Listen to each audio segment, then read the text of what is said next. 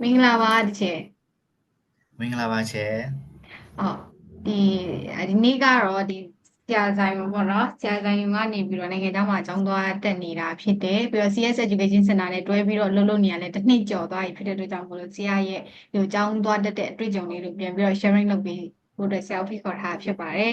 ဆရာတစ်ချက်မိတ်ဆက်ပေးပါအောင်ဟုတ်ကဲ့ကျွန်တော်နာမည်ကတော့အာစောဆာလော်လို့ခေါ်ပါတယ် but ဒီမှာတော့ CS နဲ့အလုပ်လုပ်နေချိန်မှာ teacher စာရဲ့အနေနဲ့ပေါင်းရင်လုပ်နေပါတယ်လို့ခုလက်ရှိမှာတော့ထိုင်းနိုင်ငံဘန်ကောက်မြို့မှာကျောင်းတက်နေပါတယ်မင်္ဂလာပါဆရာအဲ့ဆိုမိခွန်းလေးစပြီးမေးတော့မယ်ပေါ့နော်ပထမအောင်ဆုံးမိခွန်းလေးကကျတော့ဒီကျောင်းသွားဖို့ပြင်ဆင်တဲ့အပိုင်းနဲ့ပတ်သက်တဲ့မိခွန်းလေးပေါ့နော်ဒါဘလို့နီးလန်းနဲ့ဒီနိုင်ငံကိုသွားဖြစ်တာလဲပေါ့ဒါမှမဟုတ်ဘာလို့ဒီထိုင်းနိုင်ငံကိုရွေးချယ်ဖြစ်တာလဲโอเคဆိုတော့ပထမဆုံးအနေနဲ့ကတော့ကျွန်တော်ကတော့ဒီဘက်မှာပထမတော့အလယ်နဲ့ရောက်ခဲ့တာပေါ့နော်အလယ်နဲ့ဆိုတော့အစီအစဉ်မရှိဘူးဒါပေမဲ့အခြေအနေရဲ့အကြောင်းဒီမှာအကြောင်းတက်ဖို့ဖြစ်လာတဲ့အချိန်မှာကျွန်တော်ကဘာရှိမလဲဆိုတော့language school ရှိမယ်ပေါ့နော် language school ဆိုတော့လွယ်ကူဆုံး language school ကို join ခဲ့တယ်ဆိုတော့အကြောင်းကတော့အရန်ကြီးတော့အများကြီးတော့ရှိတယ်ဒါပေမဲ့ကျွန်တော်တို့တက်အာမခံဖို့ကျောင်းတွေကကျတော့ပြန်ရှာရသေးတယ်ပေါ့နော်ဆိုတော့ကိုယ်ပဲကျွန်တော်ကကျတော့တခြားမတူတာကြောင့်ကိုယ့်ကိုလိုက်ရှာနေနေတွေ့ခဲ့တာပေါ့နော်ကျောင်းကကျတော့ကိုယ့်ကိုကျောင်းရှာလေးတွေ့နေပါပဲကျောင်းကြီးကတော့အများကြီးပဲဆိုတော့အဲ့ဒါနေတွေ့ပြီးတော့မှကျောင်းရဲ့ application တော်တော်များများကတော့အကြောင်းရဲ့ process တွေအနေနဲ့ကတော့အရင်ကြီးဘာမှမလိုပါဘူးကျွန်တော်တို့ဘက်ကဒီဘက်ဘာတွေရှိမလဲဒီ passport တစ်ခုတည်းနဲ့ပေါ့နော်ဒီဘက်ကရောက်လာပြီဆိုလို့ရှိရင်ကျန်တဲ့ဟာတွေတော့သူ process လိုက်သွားပြီးလိုက်တော့ရပါပြီချက်အော်အဲ့ဒါကြတော့လေဆရာကပေါ့နော်အမှကြတော့ဘလို့ပုံစံမျိုးနဲ့ကျောင်းတက်ဖြစ်တာလဲပေါ့ဒါမှမဟုတ်ကိုယ့်ဘာသာကိုအကုန်လုံးကျောင်းစိတ်အကုန်လုံးကိုယ့်ဘာသာကိုခင်တဲ့ပုံစံလားဒါမှမဟုတ် scholarship ရတဲ့ပုံစံလားဒါမှမဟုတ် exchange program တစ်ခုခုနဲ့လားကြတော့ self funded ပဲဒီချက်ကျွန်တော် self funded နဲ့ပဲဟုတ်လာခဲ့တာပါတယ်ဟုတ်ကဲ့ဟုတ်ကဲ့ပ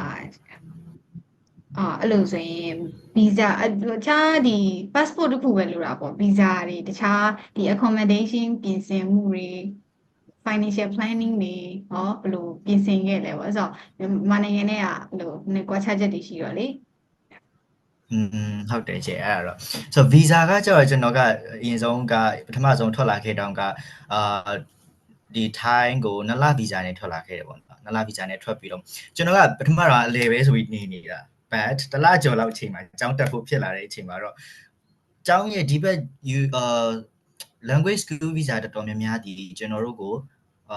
45ရက်အနှိမ့်ဆုံး visa ရှိနေမှလက်ခံတာမျိုးရှိတယ်ဆိုတော့ကျွန်တော်ကအဲ့တောင်ကဘယ်လောက်ကြံခဲ့လဲဆိုတော့15ရက်ကျော်လောက်ပဲကြံတယ်ဒါပေမဲ့ပုံမှန်ကျွန်တော်တို့ကျောင်းလေးလိုက်စုံစမ်းတဲ့အခါမှာတခြားကျောင်းတော်တော်များများစုံစမ်းတဲ့အခါမှာဒီ language school visa တွေက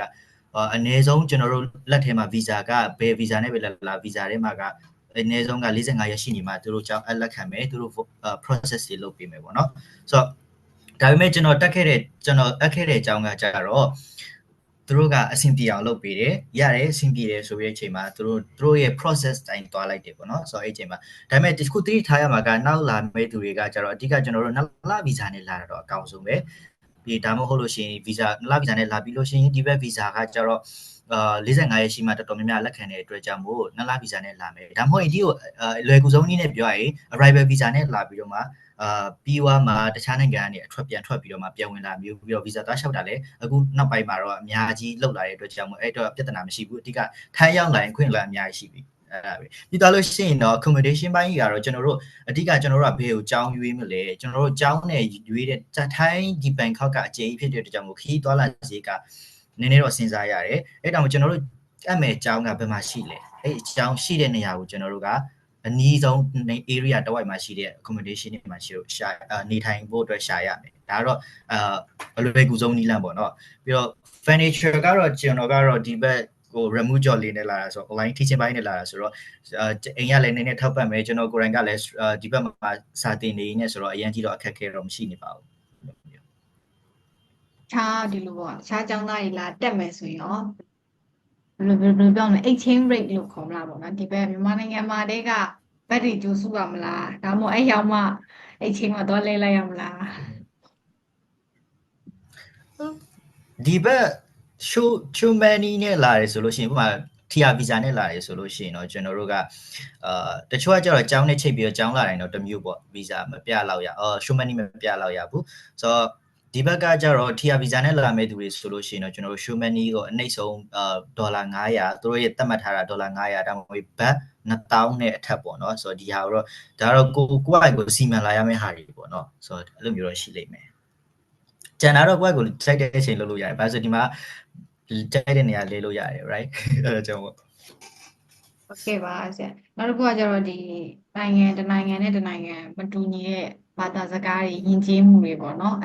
နောက်တစ်ခုကဒီထိုင်းနိုင်ငံကလည်းနည်းနည်းကိုယ်ကိုယ်ယုံကြည်မှုပိုင်းလေးရှိတာဆိုတော့လေအဲ့လိုဆောင်းရင်လေးတွေရောဆရာတို့သွားတော့ကလည်းတွင်ပြင်ဆင်ခဲ့တာတွေရှိလားနောက်မှဘာသာစကားပြင်ဆင်မှုအပိုင်းရောပေါ့နော်တော့ကိုကတော့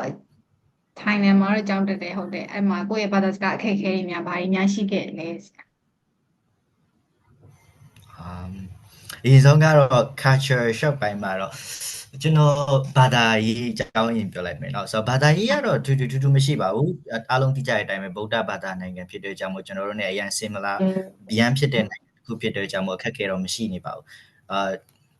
ပြီးတော့ကျွန်တော် Christian ဆိုလည်းအခက်အခဲမရှိနေပါလဲဆိုတော့ကျွန်တော်ဖခင်เจ้าကလည်းမြန်မာဖခင်เจ้าကလည်းထိုင်ရောက်နေပြီဆိုတော့အကုန်လုံးကတော့ everything okay ပဲဆိုတော့အရင်ကဗုဒ္ဓဘာသာနိုင်ငံဖြစ်ပြီးသား Christian တွေအတွက်လည်းအဆင်ပြေဆိုတော့ everything is fail နောက်ပြီးဘယ်ဘာသာပဲဖြစ်ဖြစ်သူတို့က warmly welcome ဖြစ်တဲ့နိုင်ငံတစ်ခုဖြစ်တဲ့ကြောင့်မို့ကျွန်တော်တို့ဗလီဆိုလည်းနေရာတိုင်းမှာတွေ့ရတယ်ဆိုတော့ဒါကတော့အရန်ကြီးကျွန်တော်အတွက် short တစ်ခုဖြစ်တယ်ဘာလဲဆိုတော့ကျွန်တော် Thai ကိုအရင်မထင်ခဲ့တာတစ်ခုကကျတော့ဗလီတွေအများများတယ်ပြီးဒီလိုမျိုးအစ္စလမ်ဘာသာတွေအများတဲ့နိုင်ငံတစ်နိုင်ငံဖြစ်လိမ့်မယ်လို့မထင်ခဲ့ဒါပေမဲ့အရန်လေးကြည့်လို့လာကြတယ်ဆိုတော့တကယ်ဟိုမှာကျွန်တော်တို့ short ဖြစ်ခဲ့တာကလို့အစ္စလမ်ဘာသာဝင်တွေများနေတဲ့နေရာတစ်ခုပေါ့နော်ဆိုတော့အရင်ပဲ religion ဘက်ကတော့ဘာမှပြဿနာမရှိဘူး everything okay ဆိုတော့နောက်တစ်ခုကဒီချက်ပါမေးလိုက်တာလေမေးချက်နောက်တစ်ခုကဘာသာစကားအခက်ခဲပါရှိခဲ့ဘာသာစကားအခက်ခဲကတော့အရင်ကြီးမရှိဘူးချက်ဆိုတော့ဘာလဲဆိုတော့ everywhere you go you can hear the Burmese sound so this called Bangkok this called Thailand so ဘယ်နေရာတော့မြန်မာတန်ကြားတယ်ဘယ်ဈေးတော့မြန်မာတန်ကြားတယ်ကျွန်တော်မြန်မာလူဈေးဝယ်လို့ရပါတယ် but mostly ကတော့ကျွန်တော်တို့ပုံမှန်အဖြစ်တော့ကျွန်တော်ကကျတော့ shopping mall တွေသွားတယ်ဒီဘက်တွေသွားတဲ့အခါမှာကျတော့ဒီဘက်မနက်စာဘာတွေဈေးဝယ်ဆိုရင်ကျွန်တော်တို့ထိုင်းဘက်နဲ့နေတာနည်းနည်းများတော့ဆိုတော့စကားပြောတဲ့အခါမှာကျွန်တော်က Thai language သင်နေရလဲဟုတ်တယ်တို့ကြောင့်မို့ is practice လုပ်ဖို့အကောင်းဆုံးချိန်မဟုတ်လားဆိုတော့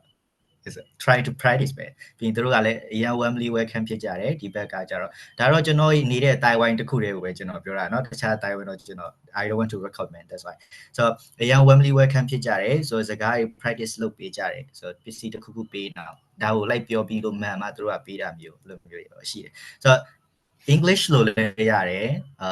ထိုင်းလို့လည်းရမယ်မြန်မာလို့လည်းရတယ်ဆိုတော့မြန်မာကတော့နေရာတိုင်းရှိတာမို့ don't worry about that ပဲဆိုတော့အဲ့လိုမျိုးပါပဲ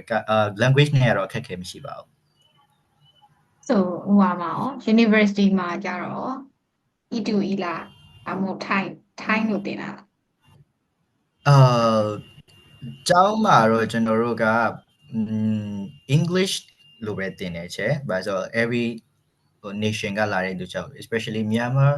နောက်ပြီး Poland Netherlands ဒီလိုမျိုးတွေ Australia လာတဲ့လူတွေများတဲ့အတွက်ကြောင့်မို့ကျွန်တော်တို့က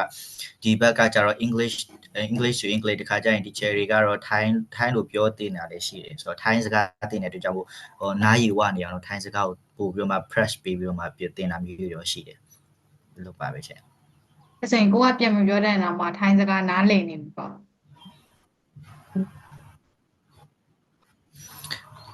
အဲ့လောက်တော့ပြောလို့ရတယ်80% တော့ pick up လုပ်နိုင်ပြီဟုတ်ကဲ့ပါဆရာအဲ့ဆိုရင်နောက်ထပ်တောင်းစင်လေးတစ်ခုတောင်းပါမယ်ဆရာနောက်တစ်ခုကကျတော့ဒီ personal experience ပေါ့နော်ပထမဆုံးထိုင်းကိုရောက်သွားတဲ့အချိန်မှာဘယ်လိုခံစားရလဲ first impression ဒါဒီကြောင်းတက်ဖို့တော့မဟုတ်ဘူးပထမဆုံးကိုထားပါတော့ကိုကလေပက်ရောက်တာပဲဖြစ်ပထမဆုံးထိုင်းကိုရောက်သွားတဲ့အခါမှာကိုယ့်ရဲ့စိတ်ခံစားချက်ကြီးကဘယ်လိုကြီးလဲပေါ့နော်ပထမဆုံး airport so crowded မြန်မာပြည်ကထွက်လာတော့တမျိုးလေးဒီဘက် airport ရောက်တော့တမျိုးလေးဆိုတော့အရန်များတယ်ပေါ့နော်ဆိုတော့အရန်များတော့ရောသဘောကျတယ်ပြီးသွားတဲ့အချိန်မှာဒီဘက်ရောက်တော့ everything is like really changing အရာအလုံးကပြောင်းသွားတယ် transportation လားဒီဘက်အရာအလုံးကပြောင်းလဲသွားတယ်အကုန်လုံးကမြန်မာပြည်နဲ့နည်းနည်းလေးကွာတဲ့အခါမှာတော့အရန်တော့ really love it ကျွန်တော်ကြိုက်တော့ကြိုက်ပါတယ်ရှင် ခဲ့ပါနောက်တစ်ခုကကျတော့ဒီဟိုကစသွားတဲ့အချိန်တော့ကိုကလေပတ်တဲ့အနေနဲ့ပဲသွားတာဟုတ်နောက်ပြီးတော့ဒီကျောင်းတက်ရမယ်ကျောင်းတက်ဖို့စီစဉ်လိုက်ပြီဆိုတော့ဒီကျောင်းသားဘဝနဲ့လူနေမှုဘဝနဲ့ရောဘယ်လိုမျိုးကွာခြားသွားမျိုးရှိလဲ ကျောင်းသားဘဝနဲ့လူနေမှုကတော့အရန်ကြီးတော့မခြားနာဘူးရှင်ဒါပေမဲ့ဘယ်လိုပြောရမလဲစာတော့လောက်ရတာပေါ့အဲ့ဒါပဲကွာမယ်ထင်တယ်အလေပဲဒါပေမဲ့ပြီးတော့ကျွန်တော်ကဒီမှာနေပေမဲ့အမြဲခီးသွားနေတဲ့သူတယောက်ဆိုတော့လာလည်နေတယ်လို့ပဲ until now အမြဲတမ်းခီးထွက်နေတဲ့သူတယောက်ဆိုတော့ကျွန်တော်အဲ့လိုမျိုး post တွေမှာအမြဲတင်နေခီးထွက်တိုင်းဆိုတော့အမြဲတွေ့နေပါပဲဆိုတော့ really fun and then really လဲလို့အရန်ကောင်းတဲ့နိုင်ငံခီးသွား tourism နိုင်ငံလည်းဖြစ်တဲ့ကြောင့်မို့အမြဲတမ်းလဲလို့ကောင်းတဲ့နိုင်ငံဒါပေမဲ့အကြောင်းတော့ပုံမှန်တက်ပေးရမယ်ပေါ့နော်ဆိုစာလေးလုပ်ရမယ်ဒီလိုမျိုးပါပဲဆိုတော့အကြောင်းတက်လိုက်ခီးလေးထွက်လိုက်ဒီလောက်ပါပဲဆိုဒီကျောင်းတက်တာနဲ့ပတ်သက်ပြီး high pressure မရှိဘူးပေါ့ပုံမှန်အတိုင်းနေပဲ no pressure ဖြစ်ဒါပေမဲ့သူတို့တက်မရက်တွေတော့ကျွန်တော်တို့ကအပြည့်အဝတက်ပေးရမယ်ဒါတော့သူတို့ request ပဲဆိုတော့မတက်လို့တော့မရဘူးအဲ့ဒါမျိုးတော့ရှိမယ်ဟုတ်ကဲ့ပါဆရာအဲ့ဆိုနောက်တစ်ခုပေါ့နော်နောက်တစ်ခုကဒီပညာရေးပိုင်းလေးနည်းနည်းမေးပါအောင်ပဲကျောင်းကကျတော့သင်ကြားမှုပုံစံဘယ်လိုပုံစံနဲ့သင်ကြားတာလဲပဲ lecture ပုံစံလား assignments လားဒါမှမဟုတ် exam ဖြေရတဲ့ပုံစံလားဒါမှမဟုတ်တခြားဘယ်လိုပုံစံလဲlecture ဘိုင်းကိုများမယ်ပြီးတော့ဒါပေမဲ့ activity လေးတွေရောရှိတယ်ဒီလို presentation လုပ်ရမလားလူမျိုးလေးပြီးလို့ရှိရင် like a storytelling လေးတွေလားလူမျိုးကြားထဲမှာရှိမယ်ပြီးရင်ဆရာမတွေကလည်းအရန် fan ဖြစ်အောင်သင်ပေးတယ်အရန်ပြင်းမနေဘူးစကားပြောဆရာမကအမြဲတမ်းဆရာမကကိုယ့်ထက် active ဖြစ်နေတာပေါ့နော်ကျောင်းသားတွေတက် active ဖြစ်နေချိန်မှာကျွန်တော်တို့ကပြန်မီအောင်လိုက်ရတာမျိုးဆိုတော့တချို့ဆိုလို့ရှိရင်ကျွန်တော်တို့မှသင်ကြားမှု background တွေတချို့မတူညီတဲ့အခါမှာစကားပြောလိုက်တဲ့ချိန်မှာအရန်နီးလေးပြောတာတို့ဒီဘက် active မဖြစ်စေရရဆိုရင်ကျွန်တော်တို့ကျောင်းသားတွေစိတ်ဝင်စားမှုမရှိဘူးဒါပေမဲ့ဒီဘက်ကျွန်တော်တက်နေတဲ့ကျောင်းတစ်ခုပဲเนาะဆိုတော့ကျွန်တော်ကျောင်းပဲကျွန်တော်ပြောမယ်ဆိုတော့အဲကျောင်းတက်နေတဲ့အချိန်မှာကျွန်တော်ရဲ့ဆရာမကကျတော့ really active person အမြဲတမ်း active ပြောမယ်ရည်မယ်သူကအမြဲတမ်းထိုင်းနိုင်ငံရဲ့စိတ်ဝင်စားစရာကောင်းတဲ့အကြောင်းတွေလည်းအများကြီးထည့်ပြောတဲ့အခါမှာကျွန်တော်တို့ပို့ပြီးတော့စိတ်ဝင်စားစရာကောင်းတယ်ဆိုတော့သူကပို့ပြီးတော့ funny ဖြစ်တဲ့ way နဲ့တင်တဲ့အတွက်ကြောင့်မို့ကျွန်တော်တို့တကယ်စိတ်ဝင်စားဖို့တော့ကောင်းပါတယ်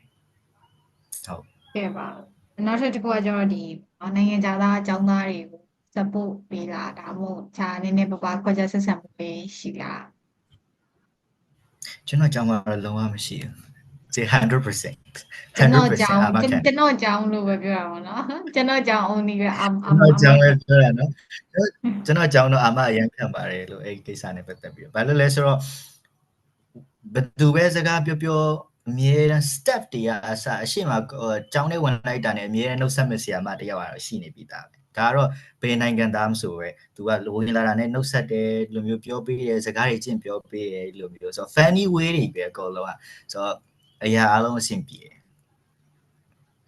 နောက်တစ်ခုကဒီဆရာရဲ့study strategy ပေါ့နော်ဆရာဘယ်လိုပြီးတော့ကိုယ့်ရဲ့အကြောင်းနဲ့ဘယ်လိုစီမံခန့်ခွဲခဲ့လဲပေါ့ကိုယ့်ရဲ့ study plan လေးဆရာဘယ်လိုချခဲ့လဲ study plan ကိုဆရာပြီးတော့နောက်တစ်ခုကခရီးကခဏထွက်နေတာဆိုတော့လေ study plan ကကျွန်တော်ကဖိဘာသာစကားpick up လုပ်တာမြန်လေလို့ပဲပြောရအောင်လားမသိဘူးကျွန်တော်ကစကားဆိုတော်တော်များများသင်ခဲ့ဘူးတော့ဆိုတော့ time ကိုကြတော့တခါမှမသင်ခဲ့ဘူးပေမဲ့ဒီကိုရောက်တဲ့အချိန်မှာpractical တခါလေးဆင်းရတယ်တခြားဘာသာစကားတွေတောင်က practical မဆင်းခဲ့ရပေမဲ့ဒီဘာသာစကားကြောင့်အခု practical ဆင်းတဲ့အတွက်ကြောင့်မို့ဆိုတော့ကျွန်တော်ပေးမှလည်းကျွန်တော်ကိုပြောပေးမဲ့သူတွေပတ်ဝန်းကျင်ရလဲဒါတော့ကိုနေတဲ့ပတ်ဝန်းကျင်ပုံမူဒီလိမ့်မဖြစ်နေကျွန်တော်နေတဲ့ပတ်ဝင်ချမ်းမှာကျတော့ထိုင်းရဲ့အတွက်ကြောင့်စကားပြောတာအစားထိုင်းလို့ပဲပြောရတယ်။အဲ့ဒီကြောင့်ကျွန်တော်တို့ကျွန်တော်က practice ဆိုတာဒီဘက်ပြန်ပြီးကို study လုပ်တယ်ဆိုတာတဲ့practical ဘိုင်းကိုသွားပို့ပြီးတော့မှရတယ်ပေါ့နော်ကျွန်တော်အကြောင်းစကားပြောဖို့ပို့ရလိမ့်မယ်ဆိုတော့ reading ဘိုင်းကတော့ကျွန်တော်ဒီ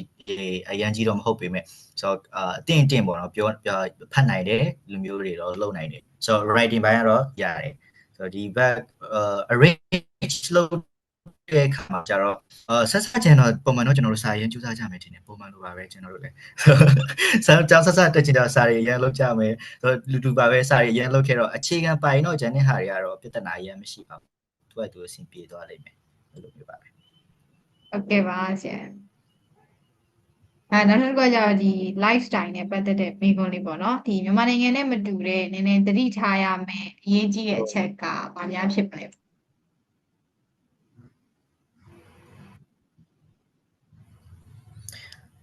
အရေးကြီးတဲ့ချက်ကတစ်ခုတော့ရှိမယ်ချက်ဘာလဲဆိုတော့ noise ထိုင်းနေက silence ကိုရမ်းကြိုက်တယ်အတန်ရမ်းကြဲတာမကြိုက်ဘူး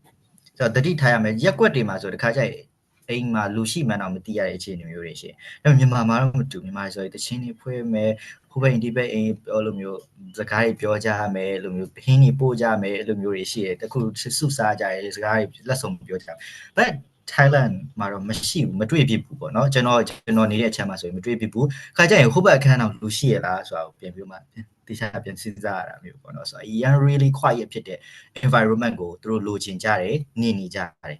ဆိုတော့ကိုကလာတဲ့ခါမှာလည်းအဲ့ဒီ environment ကိုနေနိုင်ဖို့ရောမလို့ရရောမလို့ကျင်ပေါ့ပုံစံမျိုးပါပဲဆိုတော့ be quiet if you are in Thailand ဆိုတော့အနေအေးကြတာပေါ့ဟုတ်ကဲ့ပါနောက်တစ်ခုကကြာနည်းနည်းလေးမိကွန်းလေးတော့များတယ်ပေါ့နော် food ရယ် transportation ရယ်daily expense ရယ်လို့စီမံခဲ့တာ Okay scam food ကကြတော့ကျွန်တော်ကကြတော့အခုထိတစ်နှစ်ကွက်ကိုမချက်စားသေးပါဘူးတစ်နှစ်ကျော်ပါပြီဆိုတော့ဝယ်စားပါတယ်ဝယ်စားတဲ့အချိန်မှာအဲ့လိုမျိုးတခုဆို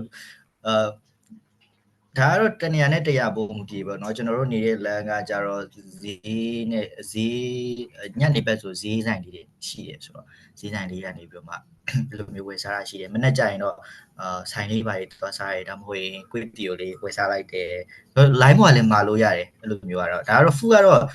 ဆိုင်ရှာတဲ့လောက်ရတယ်ဘာလို့ဆို everywhere is food ပဲဒီမှာကျတော့အစားအသောက်တွေအရင်ပေါ်တဲ့နေရာဒေသဖြစ်တဲ့အတွက်ကြောင့်မို့ transportation ကတော့ခုနကကျွန်တော်ပြန်ဟုတ်အစားအသောက်မှာကိုနဲ့ကိုက်ညီပေါ့ကျွန်တော်ကတော့အိမ်စာကိုလွမ်းတာလွယ်ပြီးတော့ကျန်တာတော့အဆင်ပြေပါတယ်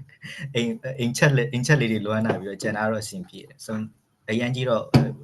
ကိုက်ညီမှုတော့ရှိပါတယ်90% လောက်တောင်ပြောလို့ရတယ်ကျန်တဲ့10%ကတော့အိမ်ချက်လေးတွေလွမ်းတာတော့ဒီလောက်ပါပဲဆိုတော့အဆင်ပြေတယ်ပြောရမှာပေါ့နော်ချို့ရကြတော့အဲ့လိုအစားအသောက် transportation ဘိုင်းသွားလိုက်မယ် transportation ဘိုင်းကတော့ဟုတ်ကဲ့ဆရာပြောပါ transportation ဘိုင်းလေးဆက်ပြောလို့ရတယ်ပြောလို့ရတယ်ရတယ်ဆရာပြောပါဒါက line နည်းနည်းလက်သွားလို့ထင်တယ် Okay transportation ဘိုင်းကကျတော့ဟုတ်ကဲ့ပါ transportation ဘိုင်းကကြတော့ကျွန်တော်တို့ကကြတော့အဓိကကျွန်တော်တို့နေတဲ့နေရာနဲ့သွားမယ့်နေရာပုံမူတည်ပြီးတော့ကြည့်ရတာမှာเนาะဆိုတော့ဘန်ကောက်မှာကတော့အားလုံးသိပြီးသားလူတိုင်းပြော 40% of you လောက်က I'm not sure but I think like ဒီမှာတော့အဲ့လောက်ရှိမယ်ထင်တာပဲဆိုတော့ဒီမှာရောက်နေကြတဲ့အတွက်ကြောင့်အများကြီးတော့ recommend ပေးစရာမလိုဘူး။ဘာရှိမလဲဆိုတော့ဒီမြေရောက်ရထားရှိမယ်ဒီ bus car တွေရှိမယ်airport link တွေရှိမယ်ဒီဘောက sky train တွေရှိမယ်ပြီးရင်ရေလမ်းကြောင်းလည်းရှိတယ်ဆိုတော့ကြိုက်တာစီးပဲဆိုတော့ကိုသွားမဲ့နေရာကိုအနည်းဆုံးဒီ Google Map or ဒီပဲသူတို့ရဲ့ transportation application တွေအများကြီးရှိတယ်ဆိုတော့ဒါကတော့ရှာလိုက်ရင်တော့ကိုယ့်ကိုလဲသွားလိုက်မယ်ဒါပေမဲ့ကျွန်တော်အနေနဲ့ကတော့ကျွန်တော်ကတော့အမြဲတမ်း cycle နဲ့ပဲသွားတယ်ဘာလို့လဲဆိုတော့ time waste အရန်ဖြစ်တယ်ဘာလို့ဆိုတော့ဒီရဲ့ time ဒီ Bangkok ရဲ့ traffic ကအရန်ကြောက်ဖို့ကောင်းတဲ့အတွက်ကြောင့်မို့ကျွန်တော်တခါကျရင်2နာရီ bus ကားကိုဒီကနေပြီးတော့နိုင်ဝက်လောက်သွားရမယ်ခရီးဒီ2နာရီခွဲ2နာရီလောက်ကြာတာမျိုးတွေရှိတယ် especially and အားလေးရုံးချိန်မဟုတ်ရင်ညနေပဲရုံးဆင်းချိန်တွေမှာဆိုအရင်ကြီးစိုက်ဖို့လိုတယ်ဆိုတော့အဓိကတော့ကိုသွားမဲ့ချိန် waste မလုပ်ချင်တော့ cycle နဲ့သွားမယ်ဒီလောက်ပါပဲပြီးတော့ယထာတွေကတော့ crowd တော့မဖြစ်ဘူးဆိုတော့ဘောကသွားမဲ့လူတွေအများကသွားမဲ့လူတွေအဆင်ပြေတယ် bus ကားစီးမဲ့သူတွေကတော့ခရီးစိုက်ပေးဖို့လိုတယ်ပေါ့နော်တရားတော့တစ်ခုတော့ရှိပါတယ် traffic တစ်ခုတော့တော်တော်ဆိုးတာပေါ့ကျန်တာတော့ဟုတ်တယ်ဆိုတော့အဓိကတော့ကျွန်တော်တို့ cycle နဲ့သွားရင်တော့မြန်ပါတယ်အဓိက cycle တော့ကောင်းကောင်းစီးဖို့ကျွန်တော်မစီးတာကြတော့ပထမဆုံးရောက်တော့အရန်ကြောက်တယ်နောက်ပိုင်းတော့ use ဖြစ်သွားတယ်အထက်မှာအဆင်ပြေပါတယ်ဆိုတော့ရမ်းမြန်တယ်ဒီကမောင်းတဲ့သူတွေကကြတော့အဲ့လိုမျိုးဆိုတော့ဒါတကူကဒီချက်ပါမေးလိုက်တာလည်းမေးသွားပြီ daily expense နေများဘယ်လို management လုပ်ခဲ့လဲ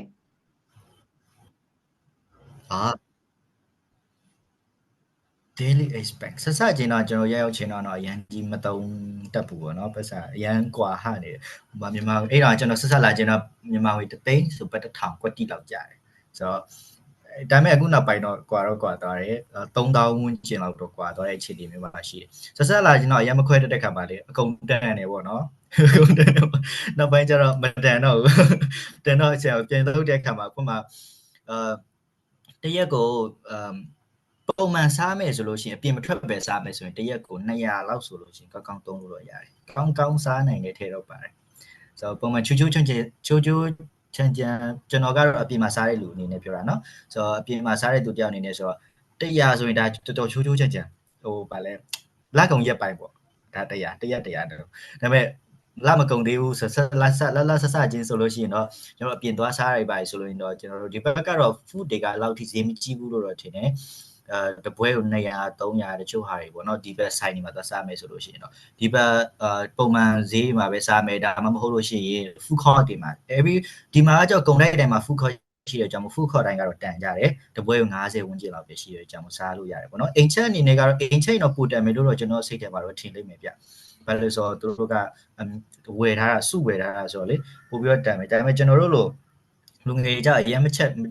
ျက်တာပါဆိုတော့မချက်တဲ့သူတွေအတွက်ကကျတော့တရက်ကို100 200အနည်းဆုံးအနည်းဆုံး100ပေါ့နော်အဲ့လောက်တော့ကုန်တယ်ဗျဆိုတော့တစ်လောက်ဘယ်လောက်ရှိမလဲဆိုတော့ဒါပေမဲ့အပြင်ကျွန်တော်အမြဲအပြင်သွားလို့ဆိုတော့ပတ်စံတော့ကုန်တဲ့ထဲပါတယ်4 5 6ထောင်အရန်ခီးသွားရင်တော့အိတ်ထပ်ပူကုန်တယ်ပေါ့နော်အဲ့လောက်တော့ရှိပါတယ်နောက်တစ်ခုကကျတော့မေးချင်တာအခွန်ပေါ့နော်ခွန်နေရအောင်မြန်မာနိုင်ငံနဲ့ရှင်လို့ရှိရင်ပုံမှန်ပဲလားပို့ပြီးဆောင်ရတာရှိတာနိုင်ငံခြားသားကိုအခွန်ပို့ဆောင်ခိုင်းတာမျိုးရှိတာပုံမှန်ပဲလား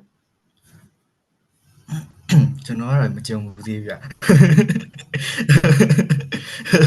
ျဆိုတော့အခွန်ကတော့ကောက်နေကြကောက်တော့ကောက်မယ်ထင်ပါတယ်ဆိုတော့ကျွန်တော်ကတော့အိတ်ပပိုင်းနေမလုပ်သေးတော့မသိသေးဘူးဗျဟုတ်ကဲ့နောက်တစ်ခုကကျတော့ strut နော် strut ဘယ်အပိုင်းနဲ့ပတ်သက်ပြီးပုံမှန် strut ရစရာရှိလဲခုလောလောဆယ်ကြည့်ရတော့ဆရာအတွက်ကဒါ strut ဆိုတော့မရှိဘူးလို့တော့ထင်ရတဲ့ပုံစံပေါ့နော်ဒါပေမဲ့များမသိနိုင်တဲ့ strut ကလေးများရှိမလားပေါ့နော်Okay stress အနေနဲ့ကတော့ရှိရပါဆိုတော့ကျွန်တော်ကကျတော့ဒီတိုင်း agent အနေနဲ့မလုပ်တာများရေတခုခုခီးသွားရင်လေ agent မပါဘူးကျောင်းအိမ်လေ agent မပါဘူးအဲ့လိုမျိုးဆိုတော့သူများထက်နှစ်ဆစဉ်းစားရတယ်နှစ်ဆရှာဖွေရတယ်ဆိုတော့အဲ့လိုမျိုးဆိုတော့ဒီဘက်ပတ်စံကိစ္စပဲဖြစ်ဖြစ်တခြားကိစ္စပဲဖြစ်ဖြစ်ဆိုရင်နှစ်ဆတော့ပူပန်ရတာပေါ့ဒါပေမဲ့အရင်တော့မဟုတ်ပါဘူး confidence ရှိလို့လားတော့မသိပါဘူးဒါပေမဲ့အဲ့ရက်နီးလာရင်တော့အဲ့လို stress တွေတော့ပြီးတာပေါ့အဲ့လိုမျိုးတော့ရှိတယ်ဆိုတော့ stress နဲ့ပတ်သက်တာရင်တော့ဟို homesick stress တော့မရှိဘူးဗျဒီဘက်ပညာရေးဘက်ပတ်သက်တယ်ဆိုလို့ရှိရင်ပညာရေးကတော့ stress မပေးပါဘူးလုံးဝစိတ်ချစတင်တာ stress မပေးဘူးတော့ဒီလိုမျိုးပေါ့နော်ဒီတိုင်းနေ့ daily ရဲ့တစ်ခါကျရင်ကျွန်တော်တို့အသုံးစရိတ်ပြတ်တယ်လားတွေရှိမှာပဲအဲ့ကျရင်တော့ stress နေနေပြီးလူတိုင်းမှာပဲပတ်စံမရှိရင်တော့ stress အဲ့ဒါပါပတ်စံမရှိရင် stress ရှိတယ်အဲ့ဒါပါနောက်တစ်ခုကကျတော့ဒီမှာထိုင်းနဲ့အိမ်ပါပေါ့နော်အလုပ်လုပ်ဖို့တွေ့လားပေါ့အလုပ်တစ်ခုရဖို့တွေ့လားပေါ့ part time job ပဲဖြစ်ဖြစ် internship ပဲဖြစ်ဖြစ်ဒါမှမဟုတ် full time job ပဲဖြစ်ဖြစ်အဲကြအမတို့ကြားတာကြတော့သူတို့နိုင်ငံသားမဟုတ်လို့ရှိရင်ပေးမလုပ်တဲ့လုပ်ငန်းတွေများတယ်လေဒါမြင့်ထားတဲ့လုပ်ငန်းတွေများတယ်ဆိုတော့ဒီလိုမျိုးကျောင်းတစ်ဖက်ကကျောင်းတက်တယ်တစ်ဖက်က part time job လို့ရှင်တယ်ဒါမှမဟုတ် internship ဆင်းနေတယ်အဲ့လိုတော့လွယ်ကူလားအဲ့ဒါကတော့ဒီရှေ့ကျွန်တော်တို့ကျောင်းမှာတော့ဒီလိုမျိုးဟာမျိုးလက်မခံဘူးလုံးဝလက်မခံတာပေါ့နော်ပြီးတော့ကျွန်တော်သိရတဲ့လောက်ထိုင်းရဲ့ law အရဘယ်ကျောင်းသားဆိုလို့ပိုင်ခွင့်မရှိဘူးဒါပေမဲ့ university ကျောင်းသားတွေဆိုရင်နောက်ဆုံးနှစ်မှာ internship ဆင်းရတာမျိုးရှိတယ်ဆိုတော့အဒါမျိုးသူတို့ပဲလုပ်လို့ရမယ်ပေါ့နော်ပြီးတော့တဲ့အခါမှာတချို့ vacation နဲ့ကျောင်းတွေတော့ရှိမယ်ထင်တယ် vacation နဲ့ကျောင်းတွေကတော့သူတို့ကကျတော့အလုပ်ကျောင်းဘယ်နှလားတက်အလုပ်ဘယ်နှလားလုပ်အဲ့လိုပုံစံမျိုးနဲ့သွားတော့ရှိကိုကအလုပ်နဲ့တီးတန့်လာချင်တာဆိုရင်တော့အလုပ်ပဲလာလုပ်ပါကျောင်းတက်ချင်တာဆိုရင်ကျောင်းပဲတက်ပါအဲ့ဒါတော့ဒီကပဲဒါပေမဲ့ remote job တော့ရတယ်เนาะဆိုတော့ train ချက်အနေနဲ့ remote job တော့ရတယ် online ဒီကျွန်တော်တို့စာတင်နေတာမျိုးဆိုရင်တော့ရတယ်ဒါပေမဲ့ဒီတိုင်းကြီးလာပြီးတော့ ED visa ယူလိုက်တာတို့ယူထားပြီးတော့အလုပ်လုပ်တာတို့ဆိုရင်အရင်တော့ recommend မပေးဘူး legal မဖြစ်နေဘူးဆိုတော့သတိထားဖို့လိုတယ်ဆိုတော့ဒီခြားတာကတော့ကျွန်တော်တို့ကျောင်းတက်မယ်ဆိုအလုပ်မလုပ်နဲ့အလုပ်လုပ်မယ်ဆိုကျောင်းအလုပ်လုပ်မယ်ဆိုတချို့ကျောင်းတွေတော့လက်ခံမယ်ထင်တယ်ကျွန်တော်တို့ဒီမှာတွေ့ရတာပေါ့နော်ဆိုတော့ show university တွေကတော့အလုပ်နဲ့လုပ်လို့ရတဲ့ university တွေရှိမယ်ထင်တယ်ဆိုတော့အဲ့ဒါတော့ချက်ကိုယ့်ဘာကိုပြန်ရှာဖို့လိုတယ်ပေါ့နော်ပုံမှန်အပြည့် ED visa ဒါမှမဟုတ် language visa တွေယူပြီးတော့အလုပ်လုပ်တာမျိုးတော့မလုပ်ဖို့တော့ ဆန္ဒပြုပါတယ်လို ကဲ့ မျိုး ပါဟောအဲ့ဆိုလို့ရှိရင်ဆရာကဒီကျောင်းတက်ဖို့ကိုလည်းကျောင်းရွေးချယ်တာကိုလည်းကိုယ့်ဘာသာကိုလုပ်ခဲ့တာကျောင်းသွားအပ်တာလည်းကိုယ့်ဘာသာကိုလုပ်ခဲ့တာဘယ် agency နဲ့မှချိတ်ဆက်ပြီးသွားတာမျိုးမဟုတ်ခဲ့ဘူးပေါ့ဟောအဲ့ဆိုအများကြီးဟုတ်ကဲ့ပြင်ရမှာပေါ့နော်အများကြီးပြင်ဆင်ရမှာပေါ့အဲ့တော့လေထိုးထိုးထွန်းထွန်းပါပဲဆိုတော့အဲ့တော့ကရမ်းပူလောင်နေတာပေါ့နော်ဆိုတော့ကျွန်တော်ရက်ကလည်းဘယ်လောက်ပဲရှိလဲ15ရက်ကြော်ကြော်ဆိုတော့အဓိကနိုင်ငံပြည်မဲ့ပြန်ထွက်ရတော့မလားဆိုတဲ့ဟာမျိုးပြီးတော့တေချာတာတော့ကျွန်တော်တို့အားလုံးသိထားတဲ့အတိုင်းပဲထိုင်းနိုင်ငံရဲ့ဒီ TR visa လျှောက်တဲ့အခါမှာက TR visa နှစ်ခေါက်ကိုအနှိမ့်ဆုံးလျှောက်မယ်ဒါပေမဲ့ဂျားထဲမှာကွာမနေဘူးဆိုတော့ကျွန်တော်ကလည်းတစ်နှစ်မှာနှစ်ခေါက်ပဲရမယ်ဆိုပေမဲ့ဂျိုင်းမှာလည်းနည်းနည်းတော့ကွာထားပေးရမှာပေါ့အခုကချက်ချင်းပြန်ထွက်ပြီးတော့ချက်ချင်းထီရနဲ့ပြန်ဝင်မှုကြောင့်အဆင်မပြေတဲ့အတွက်ကြောင့်ဒါပေမဲ့အခွင့်အလမ်းတော့ရှာနေရမှာပါထိုင်းကတော့အခွင့်အလမ်းအများကြီးပေါ်တယ်ထိုရစီနိုင်ငံဖြစ်တဲ့အလျောက်အခွင့်အလမ်းပေါ်တယ်ကျောင်းတွေအတွက်သူတို့အကုန်ဖွင့်လာပေးမယ်ကိုရိုင်းကသူတို့ရဲ့စီးမင်းအောက်မှာရှိနေပေမဲ့ကိုရိုင်းရှာရင်တွေ့လိမ့်မယ်ပဲဒီအားပေးချင်တာတော့ရှာအများကြီးတွေ့လိမ့်မယ်အခွင့်အလမ်းကိုရှိပြီးသားဆိုတော့အခုကျွန်တော်ဆိုလဲလိုက်ရှာလိုက်ကျောင်းတိကျွန်တော်ရဲ့ဆွေမျိုးတွေတဲ့စီမှာရှာတယ်သူတို့တက်တဲ့အကြောင်းသွားမေးကြည့်တယ်အဆင်မပြေဘူးတခြားအကြောင်းတွေရှာတယ်သွားမေးကြည့်တယ်သူတို့က45ရက်ရှိမှအဆင်ပြေမယ်ဆိုတော့တော်တော်များများတော့45ရက်ရှိမှလက်ခံတယ်ဒါပေမဲ့ကျွန်တော်နောက်ဆုံးတွေ့ခဲ့တဲ့ကျွန်တော်အခုတက်နေတဲ့အကြောင်းကကြတော့ဖုန်းဆက်လိုက်တဲ့အချိန်မှာโอเคအရင်ဆုံးလာခဲ့တယ်သူတို့အဆင်ပြေအောင်လုပ်ပေးမယ်ဆိုโอเคဆိုတော့သွားပြီပေါ့ဆိုသွားပြောတဲ့အချိန်မှာသူတို့ကdiscuss လုပ်ပေးတယ်ချင်းချနာလာလုပ်ပေးတယ်ဆိုတော့အရင်ကြီးပူကြမလို့ဘူးကိုယ်သူတို့အဓိကတော့သူတို့ဗီဇာကိစ္စတော့သူတို့အရန်ပိုင်နေထဲပါတယ်ဆိုတော့ကျွန်တော်တို့ကတော့အဓိကကျွန်တော်တို့ဘာနဲ့ပဲလာနီလန်ရှိနေတယ်ဆိုတော့ပြောချင်တယ်ဘယ်သူဘယ်နီလန်ပဲလာပေါ့နော်ဆိုတော့တရားဝင်တော့ဖြစ်ဖို့လိုတယ်ပေါ့နော်ဆိုတော့တရားဝင်နဲ့လာတဲ့သူတိုင်းမှာနီလန်အများကြီးရှိတယ်ဆိုတော့ကျွန်တော်ပြောပြချင်တယ်အဲကြောင့်မို့ဗီဇာကိစ္စတော့ဒီရောက်အရန်မပူပါနဲ့လို့ဆိုတော့အဓိကတရားဝင်နဲ့လာထားရင်နီလန်အများကြီးရှိတယ်အဲ့တော့အဓိကကိုတက်ချင်တဲ့အကြောင်းကိုပဲကိုကအရင်ဆုံးရွေးချယ်ပြီးတော့မှအကြောင်းနဲ့တိုင်ပင်ပြီးတော့မှကိုယ့်ရဲ့ဗီဇာကိစ္စကိုဆက်ပြီးတော့လုပ်လို့ရတယ်ဆိုတဲ့သဘောပေါ့ Yeah လုပ်လို့ရတယ်ဒီမှာတော့လုပ်လို့ရတယ်ဆိုတော့ဒီမှာ course ကျွန်တော်ကျောင်းက course 3ခုရှိတယ် like Thai language English language ပြီးတော့အခုမွေထိုင်းဆိုပြီးတော့မှဆိုတော့3ခုတောင်ရှိတယ်ဆိုတော့ whatever you want you can try it ကဲပါဆရာနောက်ထပ်တစ်ခုကကျတော့လေဆရာတက်နေတဲ့အကြောင်းလေးကိုမိတ်ဆက်မပေးသွားဘူးပေါ့နော်အဲ့ဒါလေးတစ်ချက်ကျန်ခဲ့လို့ပါပြီးတော့နောက်တစ်ခုကဆရာတက်တဲ့အကြောင်းကိုတက်ဖို့အတွက်ပေါ့နော်ဟိုမှာဆိုအနည်းဆုံးပညာရေးရှင်ဘယ်လောက်ရှိရမလဲအဲ့လိုပညာရေးရှင်သတ်မှတ်ချက်လေးပါတစ်ချက် sharing လေးလုပ်ပေးစေချင်ပါတယ်ဟုတ်ကဲ့ကျွန်တော်ကတော့အခုSandy Thai Language School ဒီတန်းမှာရှိတဲ့ main branch မှာတက်နေတယ်ပေါ့နော်ဆိုတော့ဒီကျောင်းကတော့ဒီမြို့လေကောင်နဲ့လည်းနီးတဲ့အတွက်ကြောင့်မို့သွားရေးလာရေးအဆင်ပြေတယ်ပြီးတော့ဒီဘေးနားတစ်ဝိုက်မှာလည်းကျွန်တော်တို့ဟိုကဘယ်လိုလဲ shopping mall တွေလည်းရှိတယ်ဈေးတွေလည်းရှိတယ်ဆိုတော့ဒီရန်သွားလာလွယ်ကူပြီးတော့မှကျောင်းပြီးွားရင်သွားလို့လဲဖို့လည်းနေရာအစုံရှိတယ်ဆိုတော့ပေါ့နော်ဆိုတော့နောက်တစ်ခုကဒီချက်ပါပြောလိုက်တာနောက်တစ်ခုပညာရေးသတ်မှတ်ချက်ပေါ့နော်အဲ့ကျောင်းတက်ဖို့အတွက်ပညာရေးသတ်မှတ်ချက်ကတော့ကျွန်တော်တို့ round ကတော့မမေးဘူးဗျကျွန်တော်တို့အဆင်ပြေတယ်ပြီးတော့တချို့ကကြတော့သူတို့ကတော့အသက်သက်မှတ်ချက်တော့ရှိမယ်ထင်တယ်သူတို့ကဘယ်လောက်လဲမသိဘူးကျွန်တော်တေချာတော့ပြန်မမေးကြည့်ရဘူးเนาะအဲ့တောင်ကကျွန်တော်ရလာအပ်တဲ့အသက်နည်းနည်းကြီးပိုင်းတယောက်တော့ရှိဆိုတော့သူ့ကိုတော့လက်မခံဖြစ်ဘူးသူအကြောင်းကတော့ deny လုပ်တယ်သူဆိုတော့ဒီအသက်အရွယ်ကိုထိတဲ့အတွက်ကြောင့်တက်လို့မရပါဘူးတော့ဆိုတော့ရှိတယ်ဆိုပညာရေးရည်ချင်းကတော့ကျွန်တော်တို့ round ကတော့ဘာမှမမေးခဲ့ပဲねရှောက်လို့အဆင်ပြေခဲ့တယ်ပေါ့เนาะဆိုတော့အရင်တော့မလိုပါဘူးသူ Thai language ပဲတင်ပါဆိုတော့လေဆိုရင်နည်းနည်းနောက်တစ်ခုပေါ့နော်နောက်တစ်ခုကဒ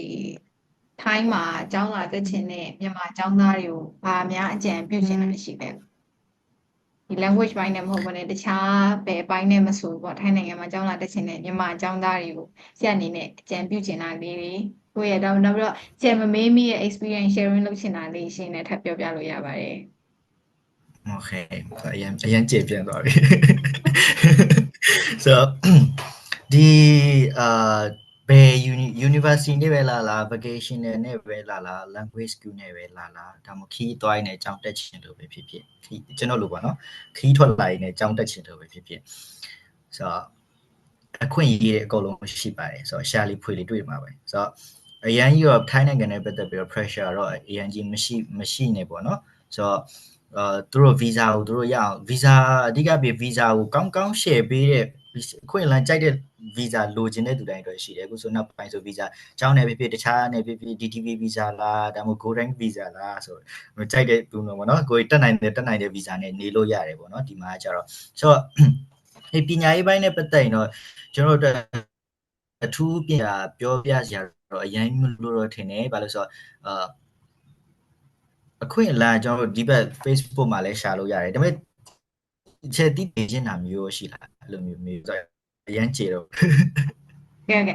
ဒီចောင်းသားတွေအတွက်မေးပြီးမယ်ပေါ့နော်အဲ့လိုထိုင်းနိုင်ငံမှာတော့ចောင်းတက်ချင်တယ်ဒါပေမဲ့ဘယ်ကနေစလုပ်အောင်မသိဘူးပေါ့အဲ့လိုလူတွေအတွက်ကိုဒီအဆင့်ဆင့်ပထမအဆုံးဦးစားပေးဒုတိယဦးစားပေးလို့အဲ့လိုမဖြစ်မနေလုပ်ရမယ့်ဟာမျိုးလေးတွေရောတစ်ချက်ပြောပြပေးပါဦး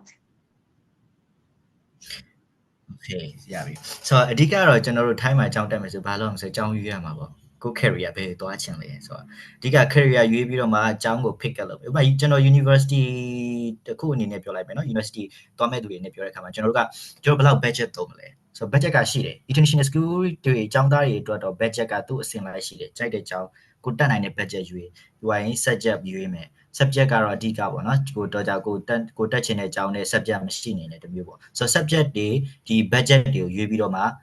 ပြန်ပြီးတော့မှ like လုပ်ပြီးတော့ပြန်ချိန်လိုက်တဲ့အချိန်မှာတွေ့ရလိမ့်မယ်ဆိုတော့တွေ့တဲ့အခါမှာကျွန်တော်တို့ကဆက်ပြီးတော့ခြေလန်းလန်းဖို့အတွက်တော့လိုတာပေါ့နော်ဆိုတော့အရန်ကြီးအဓိကတော့